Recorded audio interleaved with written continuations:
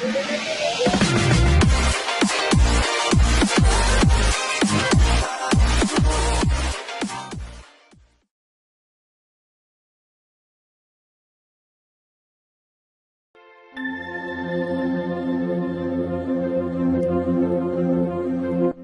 نے لاجواب سا ہو کر کہا، رامداس مجھے معاف کرنا، میرے منہ سے چند تلخ باتیں نکل گئی، لیکن موہنی کی جدائی اور وہ بھی ہمیشہ کے لیے، اس کی ماں کا کیا حال ہوگا؟ رامداس نے جواب دیا، ماں کو اپنے بچوں کی زندگی سے زیادہ کوئی شے عزیز نہیں ہوتی۔ موہنی کی ماں کے لیے اس سے بڑھ کر کیا اچھی خبر اور ہوگی کہ موہنی زندہ ہے اور خوش ہے، لیکن اگر وہ اس سے ملنا چاہے تو پہاڑوں میں ہم اسے کہاں ڈھونڈ سکتے ہیں؟ رامداس نے جواب دیا، اس بات کی ذمہ داری میں لیتا ہوں، وہ اس وقت کہاں ہے؟ اس وقت تم گھر جا کر بہن ساوتری کو تسلی دو، میں چند دنوں تک تم دونوں کو اس کے پاس لے چلوں گا، اگر کوئی پوچھے تو کہہ دینا موہنی دریا کے پار اپنے خالہ کے ہاں گئی ہے۔ ارجن اٹھ کر نیچے اترنے لگا تو رامداس نے کہا، ذرا ٹھہرو، میں ایک ضروری بات کہنا چاہتا ہوں۔ ارجن مڑ کر اس کی طرف دیکھنے لگا اور رامداس بولا، میں صبح کہیں جا رہا ہوں، شاید دوپہر تک نہ آ سکوں۔ شہر کے بعض لوگ ابھی تک شودروں کے خلاف مشتعل ہیں، میرے واپس آنے تک شودروں کی بستیوں کی حفاظت تمہارے ذمے ہے۔ ارجن نے پوچھا، آپ کہاں جائیں گے؟ رامداس نے جواب دیا، ایک بوٹی کی تلاش کے لیے، میرے گھٹنوں میں پھر درد ہوتا ہے۔ رامداس کا یہ جواب ارجن کی تسلی نہ کر سکا، تاہم ساوتری کے خیال سے اس نے فوراً گھر پہنچنا ضروری سمجھا۔ ارجن کے جانے کے بعد رامداس نے محسوس کیا کہ اس کے دل سے ایک بھاری بوجھ اتر چکا ہے۔ تھوڑی دیر بعد وہ نیچے اترا اور تلوار اور تیر کمان سے مسلح ہو کر گھوڑے پر سوار ہو گیا۔ قریباً آدھی رات تک رندھیر اور موہنی دشوار گزار پہاڑی راستوں میں ادھر ادھر بھٹکتے رہے۔ بالآخر انہیں ایک جگہ آگ نظر آئی اور رندھیر نے کہا، بس ہم پہنچ گئے۔ لالو کہتا تھا میں آگ جلا کر رکھوں گا، بہت ہوشیار لڑکا ہے۔ موہنی نے پوچھا، لالو کون ہے؟ رندھیر نے کہا، وہ ایک عجیب لڑکا ہے، اس کا دل شیر کا ہے، آنکھیں عقاب کی اور جسم چیتے کا ہے، اور تم تو عمر بھر اس کا احسان کا بدلہ نہ دے سکو گی۔ وہ ہم سے ایک لمحہ پہلے بھاگ کر پجاری کا ہاتھ نہ روکتا تو اس کا جھرا مادھو کی گردن تک پہنچ چکا تھا۔ پھر بھی وہ ہے کون؟ موہنی کے اس سوال کے جواب میں رندھیر نے تفصیل کے ساتھ لالو کے متعلق اپنی معلومات بیان کی۔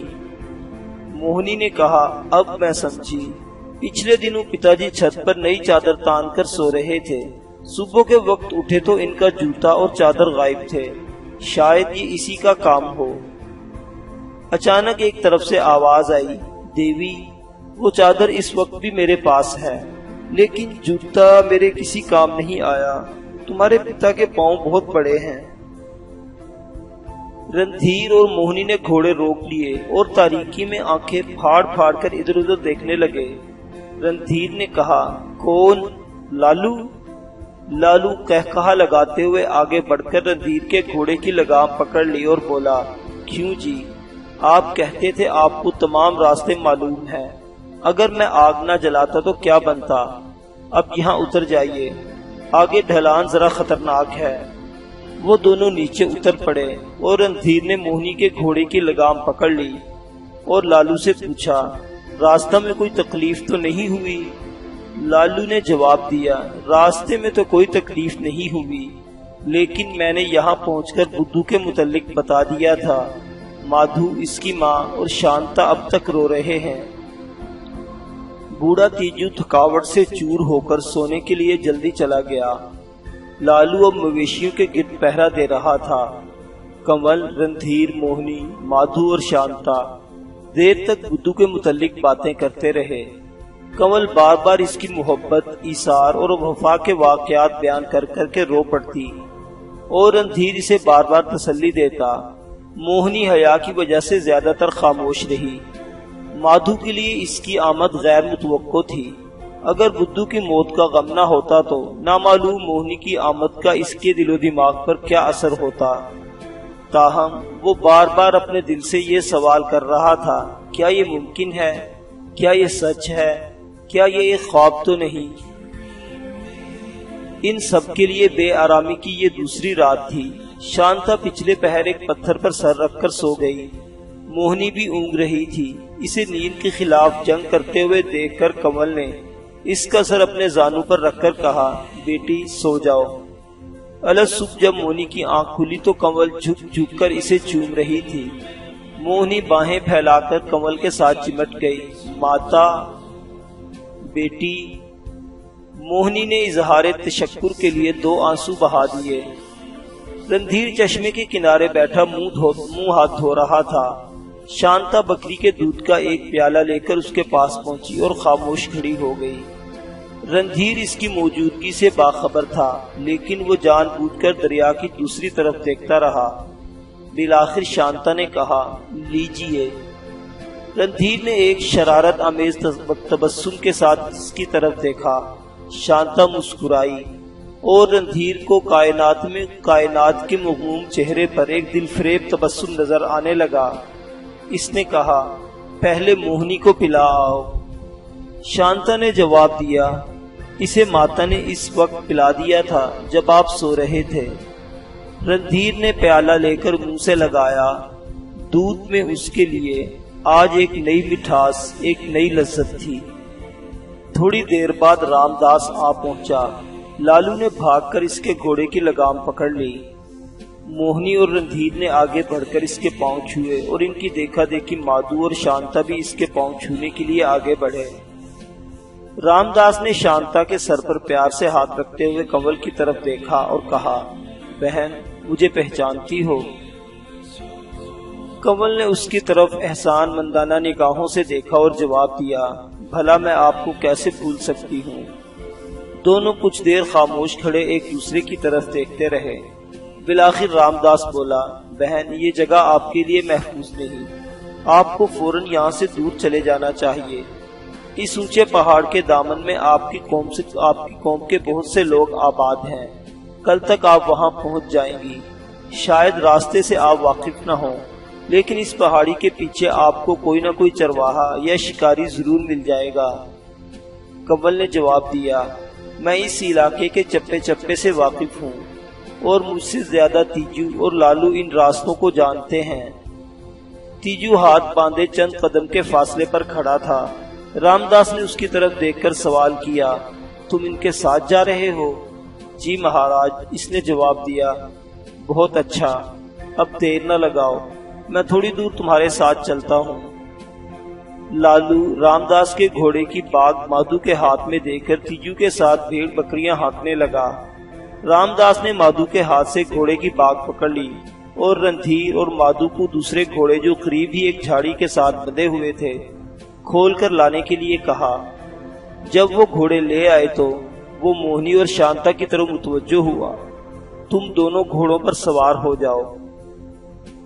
شانتا اور موہنی پاس ادب سے ہچکچائیں، لیکن رام داس کے اصرار پر رندھیر نے موہنی اور مادھو نے شانتا کو گھوڑوں پر بٹھا دیا۔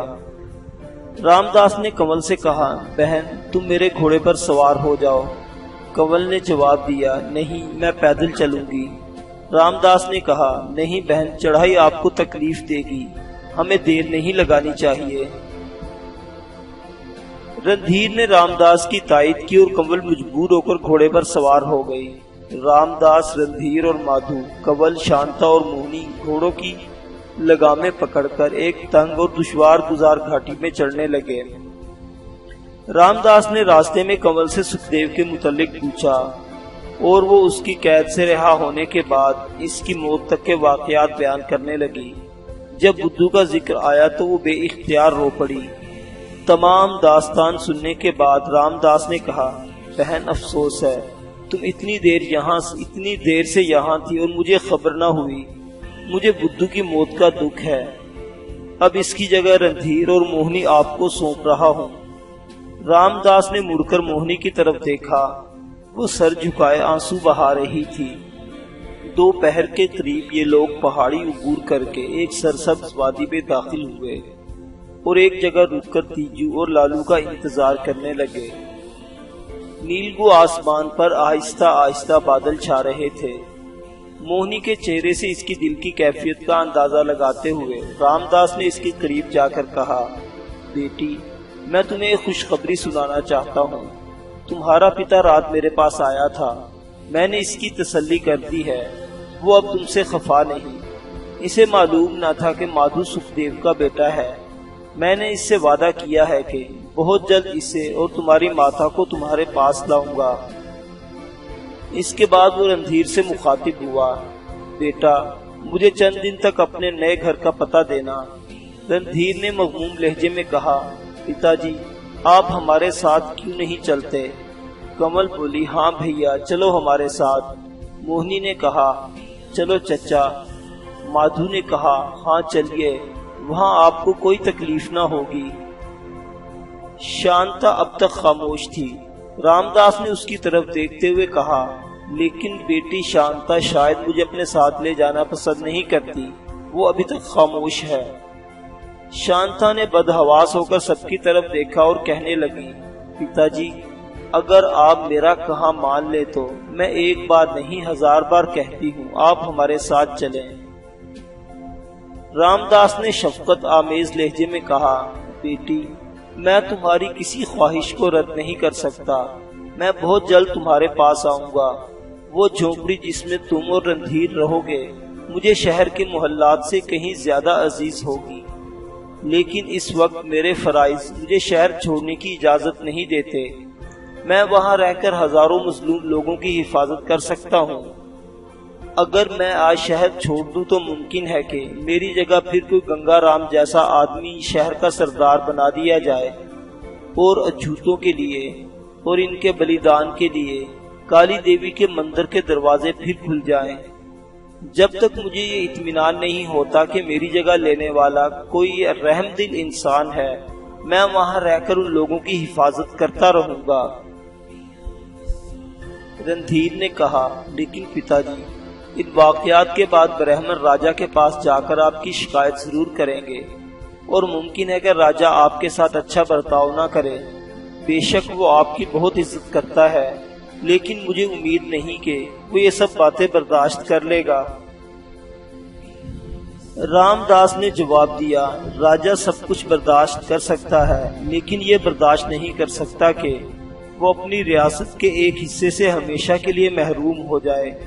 اسے یقین ہے کہ میرے سوا کوئی اور سردار ان لوگوں کو پرامن رکھنے میں کامیاب نہیں ہو سکتا۔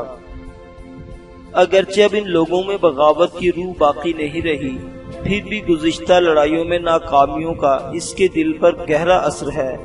وہ دل ہی دل میں آج تک ان برہمنوں سے نفرت کرتا ہے جنہوں نے اسے سکھدیو کے خلاف بھڑکایا تھا۔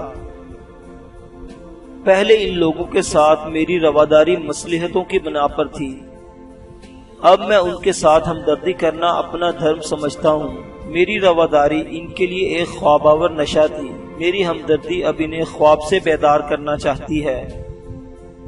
رام داس نے مادھو کی طرف دیکھا اور کہا، مادھو، میں تمہارے متعلق بہت مایوس ہوں۔ سپنوں سے دل بہلانے والا انسان نہ اپنے لیے مفید ہو سکتا ہے نہ دوسروں کے لیے۔ سماج کو غلط قسم کے قوانین کی تبدیلی پر مجبور کرنے کے لیے خوشامد سے کام نہ چلے گا۔ یہ دنیا ایک شاہراہ ہے جس پر مختلف قوموں کے قافلے گزر چکے ہیں اور گزرتے رہیں گے۔ اس شاہراہ پر ہر قوم کو قدم قدم پر خوفناک گڑھوں، بھیانک تاریکیوں اور محیط طوفانوں سے گزرنا پڑتا ہے۔ اس شاہراہ پر دوڑنے والے ہر قافلے کی خواہش ہے کہ وہ کسی سے پیچھے نہ رہے، لیکن تاریخ ہمیں یہ بتاتی ہے کہ قدرت کامیابی کا سہرا صرف ان کے سر باندھتی ہے جن کا عزم ان گھڑوں کو دیکھ کر متزلزل نہیں ہوتا، جو انتہائی پامردی کے ساتھ تاریکیوں اور طوفانوں کا مقابلہ کرتے ہیں۔ جو قافلے ان گڑھوں کو دیکھ کر ڈگمگائے، جو طوفانوں اور تاریکیوں میں سہم کر رہ گئے، قدرت کا ہاتھ ان کی آنت کے لیے نہیں اٹھتا۔ تیز رفتار قافلوں نے انہیں سہارا دے کر اپنے ساتھ شامل کرنے کی کوشش نہ کی، بلکہ اپنا بوجھ ان پر لاد دیا۔ وہ گرے اور پیچھے آنے والوں کے پاؤں تلے پس کر رہ گئے۔ تاریخ کے صفحات پر صرف چند ترقی یافتہ قوموں کی داستانیں نقش ہیں، لیکن آج تک پستی کے گڑھوں میں گرنے والا اور تاریکیوں میں بھٹک کر دم توڑنے والے انسانوں کو کسی نے توجہ کا مستحق نہیں سمجھا۔ وہ جیسے کبھی تھے ہی نہیں۔ وہ لوگ جو اس شاہراہ کی خوفناک کھائیوں کو اپنی لاشوں سے پاٹتے ہیں، جو تند اور تیز طوفانوں کے مقابلے میں متزلزل نہ ہونے والی چٹانیں بن کر نکلتے ہیں، جو حوصلہ شکن تاریکیوں میں ایمان و عمل کی مشل روشن کرتے ہیں۔ دنیا میں کامیابی اور کامرانی ان کے پاؤں چومتی ہے۔ یہ شاہراہیں کہیں بے آب و گیا صحراؤں اور کہیں سرسبز و شاداب نخلستانوں میں سے گزرتی ہیں۔ جنہوں نے صحرا کی کلفتوں سے اکتا کر نخلستان میں سستانے کی کوشش کی، وہ اونگتے اونگتے سو گئے، اور وہ جوانوں سے بہت پیچھے تھے جو بہت آگے نکل گئے تھے، اور جاتے جاتے انہیں جگانے کی بجائے غلامی کی آہنی زنجیروں میں جکڑ گئے، اور پھر ان کی یہ خواہش کہ انہیں ہمیشہ کے لیے غلام رکھا جائے محکوموں کے لیے قانون بن گئی۔ جن لوگوں میں تم نے زندگی کے چند سال گزارے ہیں وہ نئے نئے غلام ہوئے، اور ان میں ابھی تھوڑی سی آزادی کی رمق باقی ہے، لیکن تم اچھوتوں کو نہیں جانتے جو برسوں سے غلام چلے آتے ہیں۔ وہ طاقتور کی لاٹھی کے اشارے کو بھگوان کا قانون سمجھتے ہیں۔ اگر تم انہیں جا کر یہ کہو کہ تم اور تمہارے اونچی ذات کے آقاؤں میں کوئی فرق نہیں، تو وہ حیرت سے تمہارا منہ دیکھیں گے۔ اگر تم ان سے یہ کہو کہ آزادی تمہارا پیدائشی حق ہے، تو وہ تمہیں دیوانہ کہیں گے۔ اور اگر تم یہ کہو کہ بھگوان کی نظر میں اونچ اور نیچ ایک سا درجہ رکھتے ہیں، تو وہ تمہیں پاپی سمجھیں گے۔ حکمرانوں کی سماج کا قانون ان کے لیے دھرم بن چکا ہے، اور وہ آزادی کی ہر جد و جہد کو دھرم کے خلاف اعلان جنگ سمجھتے ہیں۔ اور جب کسی جماعت کے انسانوں میں کمتری کا احساس دھرم کی حد تک پہنچ جاتا ہے تو اس کی اصلاح بہت مشکل ہو جاتی ہے۔ تاہم میں تمہیں مایوس نہیں کرنا چاہتا۔ تاریخ ہمیں بتاتی ہے کہ بعض قومیں عروج کی آخری بلندی سے گری اور پستی کی انتہائی گہرائی تک پہنچ گئی، اور بعض پستی کی آخری گہرائی سے اٹھی اور بلندی کے آخری زینے تک پہنچ گئی۔ لیکن یاد رکھو، تم ان لوگوں میں سے نہیں جو گری ہوئی قوم کو اٹھاتے ہیں اور جو گڑھوں کو اپنی لاشوں سے پاٹ کر ہموار کرتے ہیں، جو طاقتور سے اپنا کھویا ہوا حق واپس لینے کے لیے سینہ سفر ہو جاتے ہیں۔ اونچی ذات والوں سے تمہاری جنگ اس لیے نہیں کہ انہوں نے انسانیت کے تمام حقوق تم سے چھین لیے ہیں، نہیں، تم صرف اپنے طاقتور آقاؤں سے چند مراعات چاہتے ہو، اور وہ یہ کہ وہ تمہارے لیے اپنے مندروں کے دروازے کھول دیں، تمہیں اپنے کنووں سے پانی پینے دیں، اپنے شہروں میں داخل ہونے دیں اور اپنی مورتیوں کی پوجا کرنے دیں۔ تمہاری مثال اس آدمی کی سی ہے جس کے گھر پر ڈاکو قبضہ کر لیں اور اسے زنجیروں میں کس کر ایک تنگ و تاریک کوٹھڑی میں پھینک دیں، اور وہ طاقتور لٹیروں سے مرعوب ہو کر صرف یہ کہے کہ یہ زنجیر مجھے چبھتی ہے، اس لیے ذرا ڈھیلی کر دو، تنگ و تاریک کوٹھڑی میں میرا دم گھٹتا ہے، اس لیے ایک روزن کھول دو، تاریکی میں میرا جی گھبراتا ہے، اس لیے میری کوٹھڑی میں ایک چراغ روشن کر دو۔ جب تم میرے مکان کے کشادہ کمروں میں بیٹھ کر گاتے ہو تو میرا بھی جی چاہتا ہے کہ اس لیے مجھے بھی گلا پھاڑنے کی اجازت دے دو۔ وہ صرف چند ٹکوں کی بھیک مانگتا ہے اور یہ بھول جاتا ہے کہ یہ تمام خزانہ اس کا تھا، اور پھر جو ملتا ہے اسے اپنے لیے ایک بہت بڑا انعام سمجھتا ہے، اور جو نہیں ملتا اس کے متعلق یہ خیال کرتا ہے کہ یہ اس کا حق ہی نہ تھا۔ غلامی، بے بسی اور مجبوری اس کے لیے دھرم بن جاتی ہے، اور طاقتور لٹیرا اسے انسان نہیں دیوتا نظر آتا ہے۔ فرض کرو اگر سماج تمہارے لیے اپنے مندروں کے دروازے کھول دیں، تمہیں اپنے کنووں سے پانی پینے، اپنے شہروں میں داخل ہونے اور اپنی مورتیوں کی پوجا کرنے کی اجازت دے دے، تو کیا تمہاری مثال اس شخص سے مختلف ہوگی جس کے گھر پر قبضہ کرنے والے اس کی التجاؤں پر اس کی کوٹڑی کا روزن کھول دیں یا اس کے سامنے ایک چراغ رکھ دیں، کیا یہ مراعات حاصل کرنے کے بعد تم سماج والوں کی برابری کا دعویٰ کر سکو گے؟ ہرگز نہیں۔ دو انسان ایک ہی کنویں کا پانی پیے، ایک ہی مورتی کی پوجا کرنے اور ایک ہی شہر میں رہنے کے باوجود اور آقا اور غلام ہو سکتے ہیں۔ اس دنیا میں طاقتور کا ہاتھ ہمیشہ کمزور کے اوپر رہے گا۔ کمزور طاقتور کے برابر بیٹھ کر بھی برابری کا دعویٰ نہیں کر سکتا۔ طاقتور کمزور کی جھونپڑی کو گرا کر محل تعمیر کرتی ہے۔ طاقت کمزور کی جھونپڑی کو گرا کر محل تعمیر کرتی ہے۔ طاقتور کی خواہش کمزور کے لیے قانون اور قانون سے دھرم بن جاتی ہے۔ مادھو، گری ہوئی قوم کو اٹھانے کا کام بہت کٹھن ہے۔ تمہارا باپ ایک بہادر آدمی تھا، اس کے ارادے بہت بلند تھے۔ میں سمجھتا تھا کہ قدرت نے اسے ایک گری ہوئی قوم کو اٹھانے کے لیے منتخب کیا ہے، وہ اس ملک میں ایک بہت بڑا انقلاب لائے گا، لیکن وہ حوادث کے سمندر میں فقط ایک بار غوطہ لگانے کے بعد ہمیشہ کے لیے کنارے پر بیٹھ گیا۔ وہ ان لوگوں کو جگانے کے لیے آیا تھا لیکن خود سو گیا۔ تاہم اس کے دل میں صداقت کے لیے ایک تڑپ تھی۔ اس نے ظلم برداشت کیا لیکن ظلم کا ساتھ نہ دیا۔ اس نے مظلوموں کے ساتھ محبت کی لیکن اس کی محبت اسے مظلوموں کی داد رسی کے لیے سینہ سپر ہونے پر آمادہ نہ کر سکی۔ اگر بہن کنول برا نہ مانے تو میں یہ کہوں گا کہ اس کے ذہنی انقلاب کا باعث یہ تھی، اور اس طرح تمہارا منتہائی مقصود موہنی ہے۔ تم اس سے زیادہ کچھ نہیں چاہتے۔ تم اس جگہ جا رہے ہو جہاں آزاد لوگ بستے ہیں، وہاں موہنی کے ساتھ تمہیں شہروں اور مندروں کا خیال نہ ستائے گا۔ تم یہ سب کچھ بھول جاؤ گے، تمہیں مورتیاں بنانے کی بھی ضرورت نہیں رہے گی، لیکن اپنے دل کو یہ فریب نہ دینا کہ تم آزاد ہو اور آزاد رہو گے۔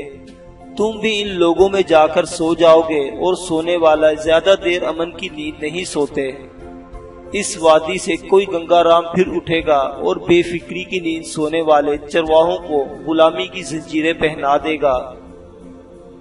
رام داس کی تقریر کے دوران مادھو کے چہرے پر کئی رنگ آئے اور کئی گئے۔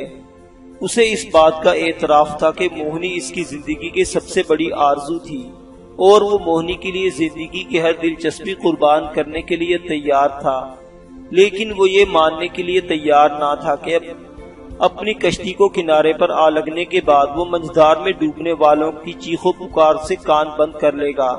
وہ ایک تھکے ہوئے مسافر کی طرح کسی ٹھنڈے اور میٹھے پانی کی چشمے کے کنارے تھوڑی دیر سستانے کے بعد تازہ دم ہو کر صحرا میں بھٹکنے والے مسافروں کی رہنمائی کی تدبیریں سوچنا چاہتا تھا۔ ٹھنڈا اور میٹھا چشمہ موہنی تھی، جس کی تلاش بھٹکتے ہوئے اس نے صحراؤں میں کئی پیاسے انسانوں کو دم توڑتے دیکھا تھا۔ موہنی کی محبت کو ایک خواب آور نشہ سمجھ کر سو جانے کی بجائے وہ اسے شاہراہ حیات کی بلند منازل کی طرف قدم اٹھانے کے لیے زیادہ راہ بنانا چاہتا تھا۔ موہنی کا سہارا لے کر وہ طوفانوں سے لڑ سکتا تھا۔ موہنی کو مشل بنا کر وہ اپنے راستے کی تاریک گڑھوں میں پاؤں رکھ سکتا تھا۔ تاہم رام داس کی تقریر کے بعد وہ اپنے دل میں ایک نیا اضطراب اور ایک نئی کشمکش محسوس کرتا تھا۔ وہ اپنے دل سے کریت کر پوچھ رہا تھا، کیا گرے ہوئے انسانوں کو فقط ایک نڈر اور مستقل مزاج رہنما کی ضرورت ہے؟ کیا دنیا کے تمام مسائل کا علاج فقط طاقت ہی ہے؟ کیا کمزور طاقتور ہو کر عام طور پر ظالم نہیں بن جاتا؟ کیا اس شاہراہ میں آگے بڑھنے والے طاقتور انسانوں کا یہ حق ہے کہ وہ کمزور انسانوں پر اپنا بوجھ لاد دیں، انہیں دھکیل کر ذلت اور غلامی کے گڑھوں میں پھینک دیں؟ کیا طاقتور کی بادشاہت کمزور کی غلامی کا باعث نہیں ہوتی؟ کچھ دیر سر جھکانے کے بعد مادھو نے رام داس کی طرف دیکھا اور کہا، آپ نے مجھے غلط سمجھا، میں بزدل نہیں۔ مجھ سے یہ بھی ممکن نہیں کہ میں اپنی زندگی کا آرام ڈھونڈ کر دوسروں سے بے پرواہ ہو جاؤں، لیکن گرے ہوئے انسانوں کو اٹھانے کے متعلق میرے خیالات آپ سے بہت مختلف ہیں۔ میں طاقتور کا یہ حق تسلیم نہیں کرتا کہ وہ کمزور کو پیس ڈالے۔ میں دنیا میں طاقت کا قانون نہیں، انصاف کا قانون چاہتا ہوں۔ طاقت کا قانون انسانوں کو ذہنی طور پر درندہ بنا دیتا ہے اور اس دنیا میں ایک ایسی جنگ کا بیج بوتا ہے جو کبھی ختم نہیں ہوتی۔ ظالم کمزور ہو کر مظلوم اور مظلوم طاقتور ہو کر ظالم بنتے رہیں گے، غلام آقا اور آقا غلام بنتے رہیں گے۔ میں اس دنیا میں نہ کمزور کی غلامی چاہتا ہوں اور نہ طاقتور کی بادشاہت۔ میں طاقت کے لیے نہیں، انصاف کے لیے لڑنا چاہتا ہوں، اور دنیا میں انصاف کا قانون وہ ہوگا جو آقا اور غلام کی وجود سے منکر ہو، جس میں چھوت اور اچھوت کا امتیاز نہ ہو، جو انسان کو انسان کے احترام پر مجبور کرے، جس کا خوف ایک طاقتور کو کمزور کے گھر پر قبضہ کرنے سے باز رکھ سکے۔ رام داس نے کہا، بیٹا یہ صرف تمہارے سپنے ہیں، دنیا کے کسی ملک میں ایسا قانون نہیں، اور اگر کوئی ایسا قانون لے کر آیا تو دنیا کے تمام سرکش انسان اس کے مقابلے کے لیے متحد ہو جائیں گے۔ دنیا میں بلند و پست کو ایک سزا پر لا کر کھڑا کرنا ایک ایسا کام نہیں جو صرف باتوں سے ہو سکے۔ مادھو نے جواب دیا، دنیا میں کسی شے کے نہ ہونے کا مطلب یہ نہیں کہ اس کی ضرورت سے انکار کیا جائے۔ غاروں میں رہنے والے انسانوں نے جھونپڑیاں بنانے کی ضرورت محسوس کی۔ جھونپڑیاں تند ہواؤں اور تیز بارشوں میں کام نہیں دیتی، تو وہ مٹی اور پتھر کے مکان بنانے پر مجبور ہوئے۔ امن دنیا کی سب سے بڑی ضرورت ہے۔ طاقت کے قانون کے ماتحت نہ ختم ہونے والی جنگیں انسان کو کسی ایسے قانون کا جویا بنا دیں گی۔ میں مانتا ہوں کہ ایسے قانون کی احتیاج زیادہ تر انسانوں کا مظلوم طبقہ محسوس کرے گا، اور کمزوروں کی ہڈیوں پر اپنے محل تعمیر کرنے والے اس کے مقابلے کے لیے اٹھیں گے۔ لیکن صداقت کا لوہا اس کو کاٹے گا اور ایسے قانون کی فتح ہوگی۔ اس قانون کے علمبردار کسی ایسے بھگوان کا تخیل پیش کریں گے جو سب کو ایک آنکھ سے دیکھتا ہو، اور ایسے مندر تعمیر کریں گے جس کے دروازے چھوت اور اچھوت کے لیے یکساں طور پر کھلے ہوں۔ وہ دن دور نہیں جب انسان ذات سے نہیں بلکہ اعمال سے پہچانا جائے گا۔ طاقت کی لاٹھی نیکی کی تلوار کے سامنے جھک جائے گی۔ دنیا کی یہ جنگ ظلم کے خلاف نیکی کی جنگ ہوگی، اور اگر میں زندہ رہا تو اس جنگ میں ایک سپاہی بن کر شریک ہوں گا، اور پھر دنیا دیکھے گی کہ میں بزدل نہیں۔ رام داس نے کہا، بھگوان کرے وہ وقت جلد آئے اور میں بھی تمہارا ساتھ دے سکوں، لیکن اگر کوئی ایسے قانون کا جھنڈا بلند کرنے نہ آیا تو؟ مادھو نے مغموم لہجے میں جواب دیا، جس کے ہاتھ میں رات کے وقت چلنے کے لیے مشل نہ ہو، اس کے لیے اس کے سوا کوئی چارہ نہیں کہ صبح کا انتظار کرے۔ میں انتظار کرتا رہوں گا۔ رام داس نے مسکراتے ہوئے کہا، جب تک صبح نہ ہو شہر اور مندروں کا رخ نہ کرنا، تم اندھیرے میں بہت کچھ کھو چکے ہو۔ کنول بولی، میں اب اس کی رکھوالی کروں گی۔ کنول کو اس موقع پر بدھو کا خیال آیا اور اس کی مسکراہٹ اچانک پسمردگی میں تبدیل ہو گئی۔ رام داس نے رندھیر کی طرف دیکھا، اچھا اب مجھے دیر ہو رہی ہے۔ بیٹا، بہن کنول کو اپنی ماں سمجھنا، شانتا کو کوئی تکلیف نہ ہونے دینا، مادھو کو اپنا بڑا بھائی سمجھنا، اور مادھو تمہیں یہ کہنے کی ضرورت نہیں سمجھتا کہ موہنی کو کوئی تکلیف نہ ہو، اور بہن کنول، ان کی شادی کی رسوم کے لیے ہماری سماج کا کوئی پروہت رضامند نہیں ہوگا۔ میں یہ چاہتا بھی نہیں کہ انہیں اس بات کا علم ہو۔ 15 دن تک رندھیر کو میرے پاس بھیج دینا، میں اس کے ساتھ آ جاؤں گا، اور موہنی تمہارے پتا کو بھی لیتا آؤں گا۔ موہنی اور شانتا کے چہروں پر حیا کی سرخی دوڑ رہی تھی۔ رندھیر اور مادھو کے دل میں مسرت کا ایک طوفان لہریں لے رہا تھا۔ کنول کی آنکھوں میں خوشی کے آنسو چھلک رہے تھے۔ رخصت ہوتے وقت رام داس نے اپنا گھوڑا کنول کو دے کر پیدل لوٹنا چاہا، لیکن کنول نے رام داس کی تکلیف کے احساس سے گدھے کی سواری کو ترجیح دی اور اسے مجبوراً اپنا گھوڑا لینا پڑا۔ بادلوں کے قافلے مشرق کے اونچے پہاڑوں سے اٹھ اٹھ کر مغرب کے وسیع میدانوں کا رخ کر رہے تھے۔ رام داس نے پہاڑی کی چوٹی پر پہنچ کر گھوڑا روکا اور مڑ کر نیچے دیکھنے لگا۔ کنول اور اس کے ساتھی وادی سے گزر کر ایک بل کھاتی ہوئی پگڈنڈی کے راستے پہاڑ پر چڑھ رہے تھے۔ رام داس دیر تک انہیں دیکھتا رہا۔ جب یہ قافلہ پہاڑ کی اوٹ میں چھپ گیا، اس نے گھوڑے کی باگ ڈھیلی چھوڑ دی اور آہستہ آہستہ پہاڑ سے نیچے اترنے لگا۔ خیالات کے ہجوم نے رام داس کو اپنے گرد و پیش سے بے خبر کر دیا۔ وہ تصور میں کسی اونچے پہاڑ کے دامن میں، جہاں جگہ جگہ آبشار تھے، کسی جھیل کے کنارے دیودار اور چیڑ کے بلند درختوں کے درمیان ایک چھوٹی سی جھونپڑی دیکھ رہا تھا۔ وہ جھونپڑی جس میں اس کا بیٹا اور بہو رہتے تھے، وہ ان کے درمیان بیٹھا ہوا تھا۔ شانتا ایک ننھے سے خوبصورت بچے کو اپنی گود سے اٹھا کر اس کی گود میں ڈال کر یہ کہہ رہی تھی، جاؤ اپنے بابا کے پاس، تم بہت شریر ہو۔ وہ بچہ اپنے نازک ہاتھوں سے اس کی مونچھیں پکڑنے کی کوشش کر رہا تھا، اس کی انگلی پکڑ کر اپنے منہ میں ڈال رہا تھا اور وہ اس کے ہاتھ اور پاؤں چوم رہا تھا۔